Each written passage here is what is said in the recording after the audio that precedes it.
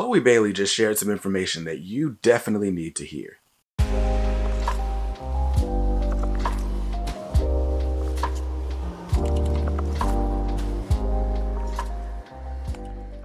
What's up guys, Brandon here from KDMR Music, the channel making you a more successful musician. And we do this through videos about music marketing, music business strategy, and sometimes I do music industry reaction videos just like this one. So if you're interested in that type of content and you're looking to take your music career to the next level, consider subscribing to the channel.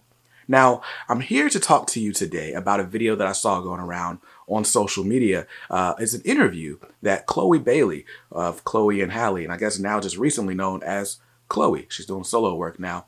But anyway, she did an interview with a YouTuber named Terrell. And basically, during that interview, she was asked about what are some things like that happen in the music industry that maybe we don't know about, some things that go on behind the scenes that might give insight into your fans as to, just how everything takes place. How's the sausage made? And man, she started dropping some facts that I honestly wasn't expecting to hear, but hey, that's what's up. Now, when I heard this, I was like, yo, I have to talk to Indie Club about this. We got to just dissect this. And I wanted to kind of give you some information because, especially if you're an aspiring musician who wants to make music at the major level, then there's definitely stuff in this video that you need to know. Now, before I get into what she said, I got to give a huge shout out to the sponsor of today's video, Koji.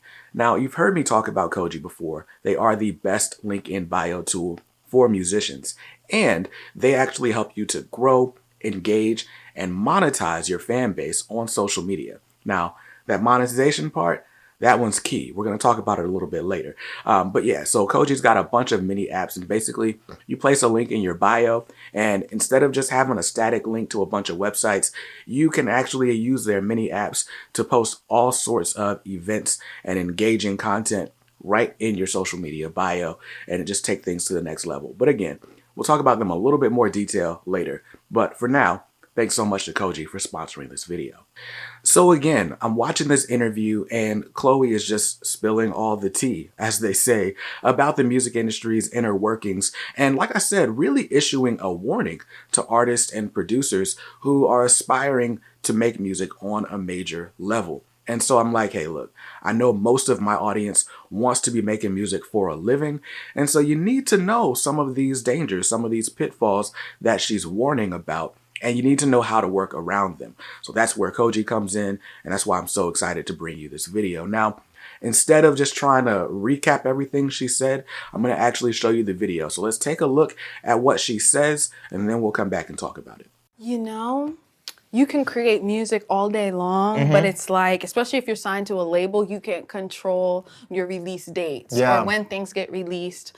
Also, musicians don't make a lot of money in the music industry. That's why you see a lot of people, they have brand deals and brand sponsorships. That's where the coin comes from in touring. But like music itself, you're actually losing money. Wow. Yeah. Ain't that crazy? Oh my God. Oh, you want to know something else? Yeah. I learned this because I would produce Sis and I's records. Producers outside will get paid a huge lump sum, but because I would produce Sis and I's records, I couldn't get paid because I was the producer within the group. Now, how does that make sense? And also, like, I don't know if it changed within Grammys, but like how they have Producer of the Year. I learned it from Imogene Heap because, she produces a lot of her stuff. So does Grime, so does Bjork. They couldn't be contenders for Producer of the Year because they were the ones producing their own bodies of work and not for others. And notice how those are just the women I named.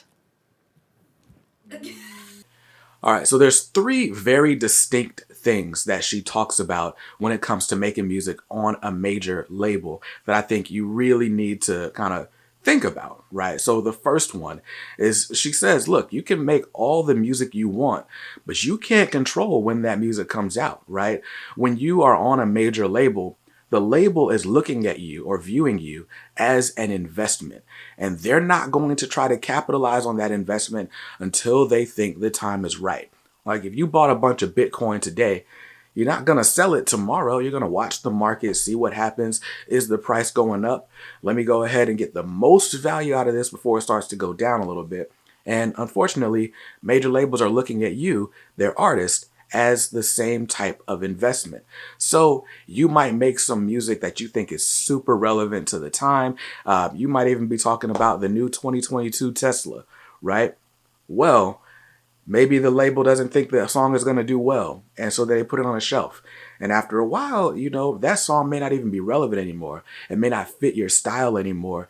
You may not want to even put it out. And so if you're not making like super timeless music, or music that is like super relevant right now, like for, it's going to be released to the masses, just pop hits, dance hits, all the summer, playlist stuff, then, you might be looking at sitting on a shelf. That's something you definitely need to know, because a lot of artists think, okay, as soon as I get on this label, then I'm going to put out a bunch of music and then I'm going to get rich and it's going to be great. And that's not how it happens a lot of the time. Now, the second thing she talks about is probably the most important part. And she's like, yo, like, you don't really make a lot of money on your music like that. Like, people think you make songs and you get rich, but no, the money doesn't really come from the music. And she goes, that's why you're seeing people do brand deals and social media endorsements and playing on live on stages, doing tours, because that's where your money comes in. And look, it's just an unfortunate reality, right? We talk about the streaming services all the time, and how the streaming services pay pennies on the dollar, or pennies on the penny, right? And then, to top all that off, if you're on a major label, the major label has to get their cut too. And if they invested, hundreds of thousands of dollars in you for recording costs, well, before you get paid again, they've got to get paid back. So a lot of times these artist deals go unrecouped, meaning the label never recovered their money off of them. And so the artist just never got another dime outside of their advance, if they even got an advance. So it's super important to understand that if you're trying to make money in the music industry, you're going to have to find other ways to do it. It's not just going to be your songs paying your bills. You got to go get on tour. You got to, sell merchandise and do all these other things, right? And that's where the sponsor of this video comes in. Now, like I said, you've heard me talk about Koji 100 times before, so I won't make this super long. I actually got a playlist you can check out to learn how to set up your Koji profile and everything like that. But Koji is a link in bio tool for musicians that really takes things up 18 notches. Like, there's no other tool like it on the market, because Koji is not just, like I said, a list of links that takes you to a bunch of different websites. Koji is an entire ecosystem of mini apps that you can pull from and customize to give your fans an experience that they won't get anywhere else. And the great thing is Koji's got all sorts of tools, like list building tools, email list management. You can sell NFTs with Koji. You can even post your event calendar so that people can see your tour dates and possibly buy tickets. Like, there's so many things that you can do with Koji, and the whole point is for you to be able to build and grow and monetize your audience without them ever having to leave your social media page. It's really dope. So go ahead and put your Koji link in your bio, set it up, and let me know how it goes for you. I'm very curious to see how this goes. Now, some other things that you can do with Koji, or one really big thing, like I said, since we're talking about revenue streams specifically, is you can sell digital products. So if you got an exclusive version of your album or an exclusive song you want to sell, you can do that right from your social media bio. And you can even sell physical merchandise through your social media bio as well. There's really a lot that Koji has to offer, and we're going to be doing some deep dives in a couple of weeks where you can see those as well. So again, thanks to Koji for sponsoring this video. If you are interested in starting or building a Koji profile, use a link in the description below and I'll take you right to it and show you how some things work. Now, let's get back to these other points that she's making, right? Now, not only is it that you can't control when your music comes out, not only is it that, when the music does come out, you're not going to get paid a whole lot for it. So you need to find other ways to make your coins, make your revenue. But she also talks about like how the awards work, and how in a lot of ways, producers especially are not compensated for the work that they do, right? So if you are a rapper, but you also make your own beats, the label's not writing you a check to make those beats, and they're not going to give you some huge lump sum. Now, they might give you a recording advance, and you got to be smart about how you use that when it comes to your studio time, and if you're using samples and all that stuff. But as a general rule, the label's not giving you more money to make your tracks. Now, they'll pay somebody else to make tracks for you. If, you decide you want Pharrell or Timbaland and, you're willing to pay that 6 figures for a beat, the label will do that, but they're not going to give you 6 figures and say, oh, great, thanks so much for giving us a song. No, that's a part of your contract. You are the artist, and your job is to deliver works.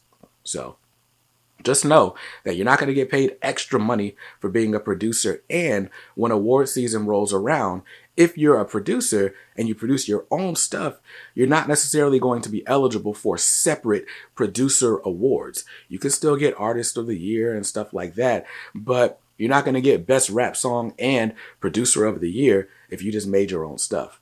It's just not how it works. So all of these things are things that you really need to know about, because I think we put a lot of like glitz and glamour on the music industry, and rightfully so. The artists in the music industry are very talented. They help shape and inform the culture that we live in, but it all comes at a cost, and you need to be aware of it so that if you do decide you want to navigate in the top levels of the music industry, you're not surprised by what you see.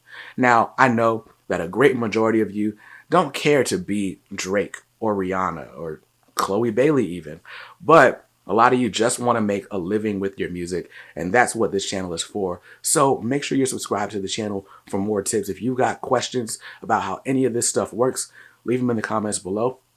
Who knows, you might see yourself in another video coming up very soon. But until then, be safe and be well, keep dreaming, and work hard to make those music business dreams your reality.